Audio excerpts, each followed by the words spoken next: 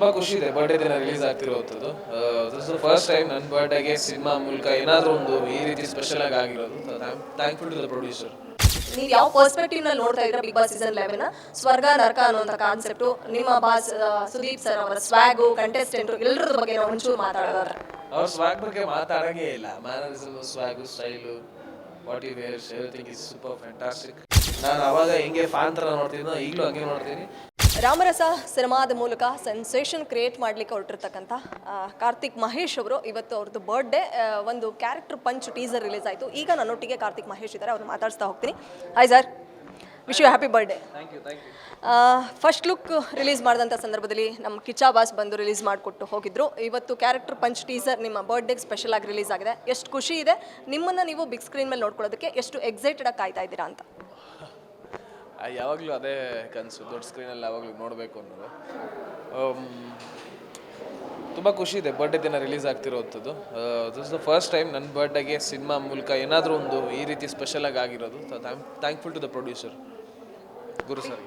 Big Boss ಇಂದ ಹೊರಗಡೆ ಬಂದಮೇಲೆ ಒಂದು ರಿಯಾಲಿಟಿ ಶೋನ ಹೋಸ್ಟ್ ಮಾಡುವಂಥ ಅವಕಾಶ, ಇದೊಂದು ಸಿನಿಮಾ, ಇದ್ರ ಜೊತೆಗೆ ನಿಮಗೆ ಮೀಟ್ ಮಾಡಿ ಕತೆ ಹೇಳೋರ ಸಂಖ್ಯೆ, ಪ್ರೊಡ್ಯೂಸರ್ಸ್ಗಳ ಸಂಖ್ಯೆ, ಡೈರೆಕ್ಟರ್ಗಳ ಸಂಖ್ಯೆ ಜಾಸ್ತಿ ಆಗ್ತದೆ. ಬಿಗ್ ಬಾಸ್ ಏನೆಲ್ಲ ಕೊಡ್ತು ಸರ್ ನಮಗೆ?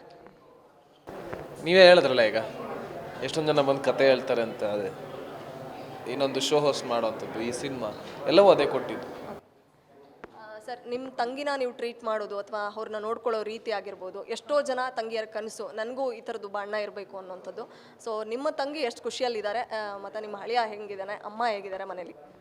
ಎಲ್ಲರೂ ತುಂಬ ಚೆನ್ನಾಗಿದ್ದಾರೆ. ಸೊ ನೀವೇನೋ ಹೇಳಿದ್ರಿ ತುಂಬ ಚೆನ್ನಾಗಿ ನೋಡ್ಕೊಳ್ಳೋದು ಎಲ್ಲರೂ ಜವಾಬ್ದಾರಿ, ಎಲ್ಲರೂ ಕರ್ತವ್ಯ, ಅದು ಮಾಡಬೇಕಾಗೋದು. ಸೊ ನಾನು ಮಾಡ್ತಾ ಇದ್ದೀನಿ. There is nothing special in it.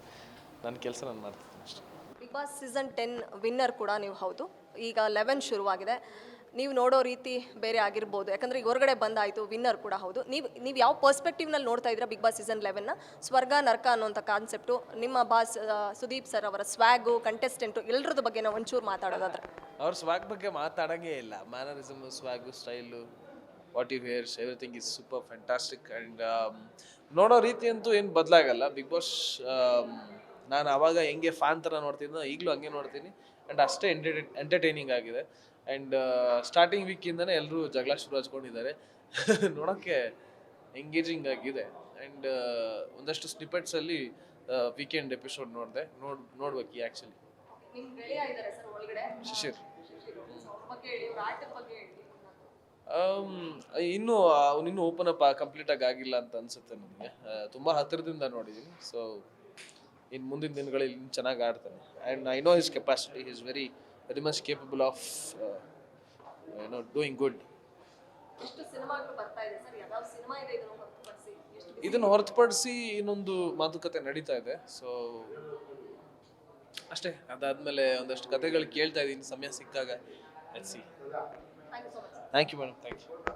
ಇದಿಷ್ಟು ಕಾರ್ತಿಕ್ ಮಹೇಶ್ ಅವರ ಮಾತುಗಳು. ಬೆಂಗಳೂರಿನಿಂದ ಕ್ಯಾಮ್ರಾ ಪರ್ಸನ್ ಯುವರಾಜ್ ಜೊತೆ Vishalakshi, entertainment bureau, guarantee news.